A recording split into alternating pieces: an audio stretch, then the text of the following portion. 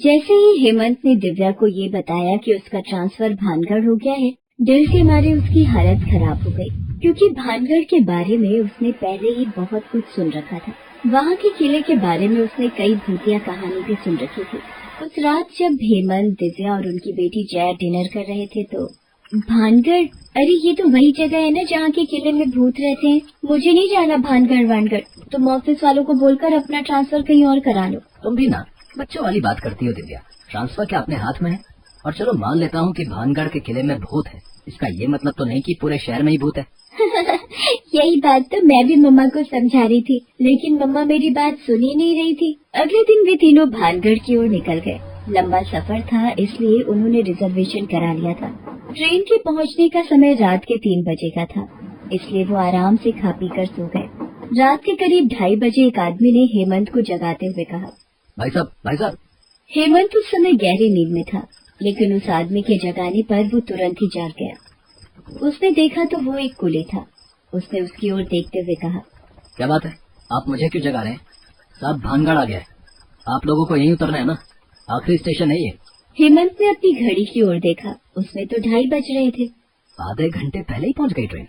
उन दोनों की बातचीत सुनकर दिव्या और जया दोनों की नींद खुल गई थी। आंखें मलते हुए जया ने कहा, मम्मा भानगढ़ आ गया क्या? लगता तो है। वे सभी जल्दी जल्दी अपना सामान समेटने लगे। तभी उस कुली ने कहा, साहब आप लोगों के पास तो बहुत लगेज है, आप लोग कहें तो लगेज उतार देता हूँ और बाहर किसी टैक्सी या गाड़ी में चढ़ा देता हूँ। हाँ सामान तो है, ठीक है, कितने पैसे लोगे? अरे साहब रात का समय है, जो ठीक लगे दे देना। वे सभी ट्रेन से उतर गए। उनके उतरते ही ट्रेन फिर से वहाँ से चल पड़ी, जिसे देखकर हेमंत और दिव्या दोनों को बहुत आश्चर्य हुआ। हेमंत, ये तो इस ट्रेन का लास्ट स्टॉपेज था, फिर ट्रेन यहाँ से आगे कैसे जा रही है? चलो छोड़ो भी, ये रेलवे का टेंशन है, तुम क्यों ले रही हो टेंशन? लेकिन दिव्या ने एक और बात नोटिस की कि उनके अलावा उस स्टेशन पर और कोई भी नहीं उतरा है। तुम भी ना दिव्या, खामखा की चीजों में उलझ जाती हो। अरे यहाँ तक आने वाले सिर्फ हम लोग ही होंगे, बाकी पिछले स्टेशन पर उतर गए होंगे। तभी दिव्या ने देखा कि अचानक से कई सारे लोग सामान के साथ ट्रेन से उतरने लगे हैं, जिसे देखकर हेमंत ने दिव्या का मजाक उड़ाते हुए कहा, लो भाई, यहाँ उतरने वाले तो कई लोग हैं, देखो तो कोई मैं तुम्हारा जानने वाला है क्या? हेमंत दिव्या की खिंचाई कर ही रहा था कि तभी कुली ने कहा, साहब आप लोग मेरे पीछे पीछे आइए। तीनों लोग कुली के पीछे पीछे चलने लगे, लेकिन दिव्या ने महसूस किया कि स्टेशन में मौजूद सारे लोग उन्हें ही घूर रहे हैं और जोर जोर से हंस रहे हैं। उनकी हंसी की आवाज इतनी डरावनी थी कि दिव्या ने अपने कानों को बंद कर लिया और हेमंत से कहा, हेमंत तुम लोग कैसे इस तरह आराम से चले जा रहे हो? क्या तुम्हें इन लोगों की हंसी से डर नहीं लग रहा है?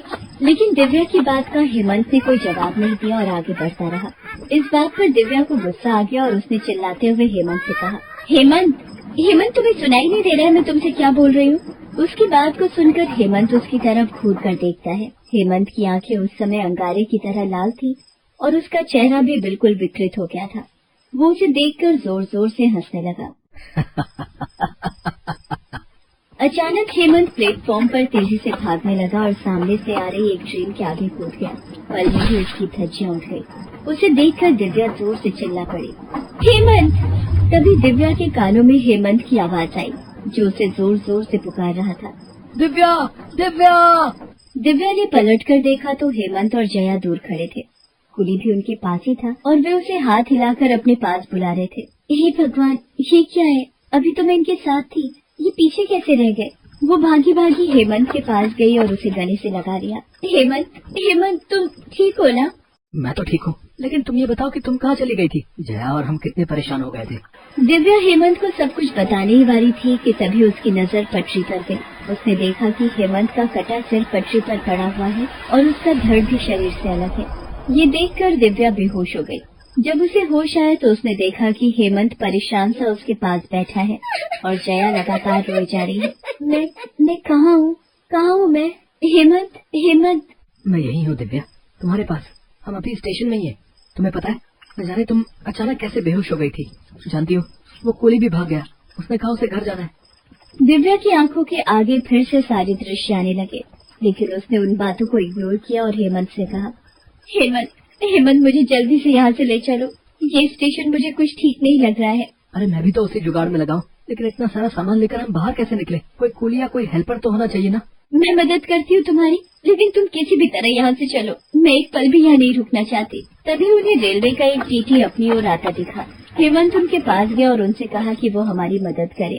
देखिए हेमंत जी, मैं एक टीटी हूँ, कूली नहीं, जो मैं आपकी हेल्प करूँगा। लेकिन आप लोगों की परेशानी देखकर सोच रहा हूँ आपकी हेल्प कर दूं। ये कहकर टीटी ने अपना कोट उतार दिया।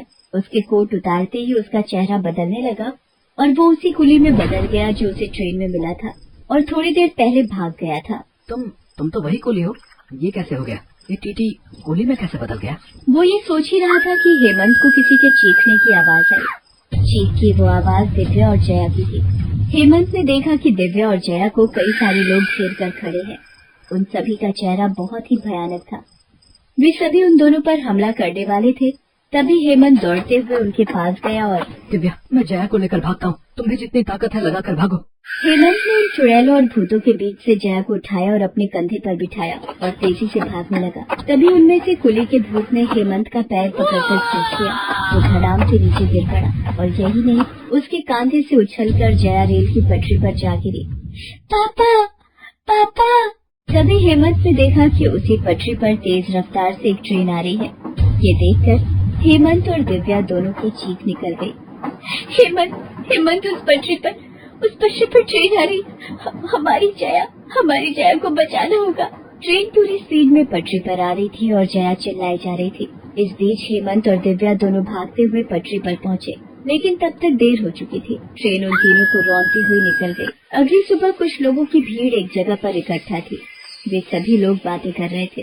कौन है ये लोग? यहाँ कैसे आए? तभी दिव्या आंखें खोलकर उन लोगों को देखती है। हेमंत और जया भी अपनी आंखें खोलते हैं। कौन है आप लोग? मैं हेमंत हूँ, ये मेरी पत्नी और बेटी है। लेकिन आप लोग कौन हैं और हम यहाँ कैसे आ गए? हम तो रेलवे स्टेशन पर थे। उनकी बातों को सुनकर सभी लोग समझ गए कि उनके साथ क्या हुआ है। क्या हुआ था हमारे साथ? 40 साल पहले इस जगह पर एक रेलवे स्टेशन हुआ करता था। 19 दिसंबर का दिन था। वो आम दिनों की तरह ही उस दिन भी रेलवे स्टेशन पर काफी भीड़ थी, लेकिन वो दिन दुर्भाग्य से भरा दिन था। उस दिन स्टेशन पर लगातार 4 बम धमाके हुए। उसमें कई लोग मारे गए। उस दिन के बाद लोगों के साथ स्टेशन पर भूतिया घटनाएं घटने लगी। सैकड़ों घटनाएं घटने के बाद रेलवे ने ये स्टेशन बंद कर दिया। स्टेशन बंद होने के बाद वो भटकती आत्माएं हर रात अपना स्टेशन बनाती हैं और मुसाफिरों को जगाकर स्टेशन पर उतरने को कहती हैं और फिर उनके साथ भूतिया घटनाएं घटने लगती हैं। हालांकि वे आत्माएं किसी को मारती नहीं हैं, लेकिन उनकी हालत मरने वालों की तरह ही कर देती है। आप लोगों के साथ भी कल यही हुआ। हम लोग यहाँ के लोकल हैं, इसलिए हमें पता है कि यहाँ कोई स्टेशन है ही नहीं, बल्कि यहाँ से 4 किलोमीटर दूर है। हालांकि उसका नाम भी भानगढ़ ही है। उस अनोखे भूतिया स्टेशन की कहानी सुनकर हेमंत और उसके परिवार के लोग दंग रह गए। लेकिन हेमंत ने उस स्टेशन के बुरे अनुभव के बाद भानगढ़ में एक दिन भी रुकना उचित नहीं समझा और वो अपने परिवार को लेकर वापस दिल्ली चला आया और उसने वो नौकरी छोड़ दी।